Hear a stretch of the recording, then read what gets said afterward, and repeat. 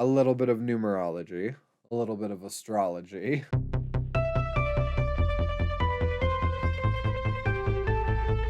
Hello, everyone, especially my 72 subscribers. This is like take maybe 8 or 9. I'm very, very rusty on this, and I keep feeling like it's just a cluster. So bear with me because I'm just gonna barrel through it.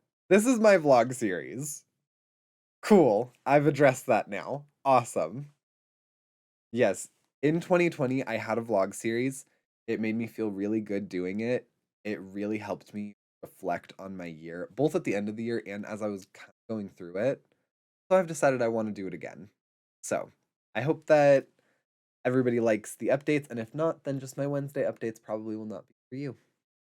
But I would love people's input. I would love to hear feedback from some of the things that I want to talk about because while it is a vlog and I'll just sort of like word vomit things, I do want them to sort of revolve around specific topics that sort of push through and are prevalent in my weeks. Prevalent. And today I want to talk about the new year because obviously that's what everyone's talking about because it's the new year. But also, I've been really looking forward to the new year. I know that at the end of the year, everybody's like, wow, that was a crazy year. Next year's gonna be way better. And I felt that way too. I mostly felt that way because when I was trying to think of like I thought about doing a YouTube rewind because I've been doing that the last couple of years. Except I didn't really do a whole lot on YouTube last year. I mean I did a few things, but uh yeah, a lot of my real life sort of came at me in a bunch of different ways. And yeah, I don't know. It definitely was crazy. Crazy to the extent that like when I was trying to review my year, I literally could only go back to about October because that like the fourth quarter of last year literally felt like an entire year. I literally had to like review text messages, go through old photos, go through Snapchat, go through TikTok. Like I had to pick out places and kind of like hunt down what happened over the actual course of the year. I forgot that I met the elusive Mad in 2022. Like she came and visited me. We met in person. Yeah, I forgot that that happened last year. I thought that happened like 2 years ago. Not really, but it definitely doesn't feel like it just happened a few months ago. That feels like it was like over a year that that happened. My grams passed this, and in my brain, I'm like, no, that was like years ago. That happened way ago. Nope, pretty sure it was last year. Really, I kept like my car accident happened. Um, and in my brain, I'm like, oh no, that was a couple of years ago. We've been doing this for a while. Nope, that happened a few months ago. Like I keep saying, I could only really think of like things that happened from like October on. So like Merlin getting attacked. Which for anybody that doesn't know, my dog Merlin. Hi, buddy. He unfortunately had a little bit of a run-in with another bigger dog and was taken to the ER. Perfectly fine now, and we love him. We're happy that he's okay. My computer exploded. That happened last year, obviously, because that was literally like 4 weeks ago. Us getting COVID happened. Those were really all I could think about. So this will help me so that way I can actually realistically look at my year and know what was going on. I do coaching every week, which is a nice way that I can, sort of check in on things. But that's very much used for growth. So it's not like we sit there and we just do and reflect on like, oh, what are all the nice positive things that happen? Like, what's the things you want to work on? And this, while I'm going to talk about the things that I want to work on, it is going to be a reflection on like what happened this week that was really, what happened this week that wasn't so great. But today I just rambled there for a minute. But today we are going to talk about the new year, goal setting, a little bit of numerology, a little bit of astrology. So yeah, let's go ahead and jump into that. This year is 2023. That's 223. All of those added together is 7. Universal year is 7. Boom. Super simple, easy to get. So a 7 universal year means that it's a year of a lot of like introspection, self-healing, all that good stuff. Yeah, I'm very into personal accountability. I'm very into just like learning how I can grow from me, not having it be based on anybody else or any like, circumstance or whatever, how I can just make myself be better astrologically. I wish that I could find what Dorian sent me about it. But I think it's all of the air signs. I know at least Aquarius is on this list. There were 3 signs that pretty much since like late 2020 have not been doing hot. I don't remember exactly why. I don't know what planet or what moon is in the way of what system or whatever, but I know that it is severely blocked. I'm pretty sure it's the air signs have blocked them from a lot of their like prime characteristics. For example, I'm an Aquarius. Aquarius are usually calm, really good in like a crisis, creative. I have not been those things. This year, that is supposed to change. I think around March, sort of like switch for the air signs again.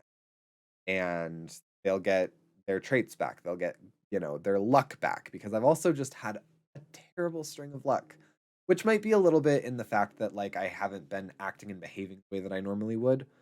So it just feels like things are worse. Regardless, I'm excited for these traits of mine to kind of switch back on. So with the more wooey wooey stuff out of the way, just like I feel like that's important to touch on that I am looking at those things because it allows me to go into the year with a certain level of optimism that's automatic. The choice that I have to believe in it makes me feel better. It's sort of like I always call it Plato's gambit, and it's not Plato, it might be Aristotle. Some great philosopher has a gambit that says you lose absolutely nothing by believing, but you lose everything by not believing. And I hold that so close to me.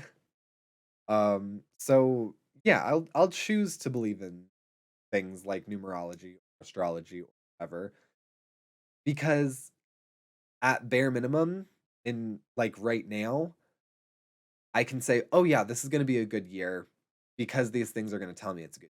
And then I go into the year optimistic, and even though all of those other things could have nothing to do with why the year is good, I'm making it good because I'm going in optimism. Now with that out of the way, let's talk about sort of goals and resolutions and such, which mine are very messy. On a very, very broad scale, I am trying to take this year to improve my wheel of life. So, some of you will know what a wheel of life is.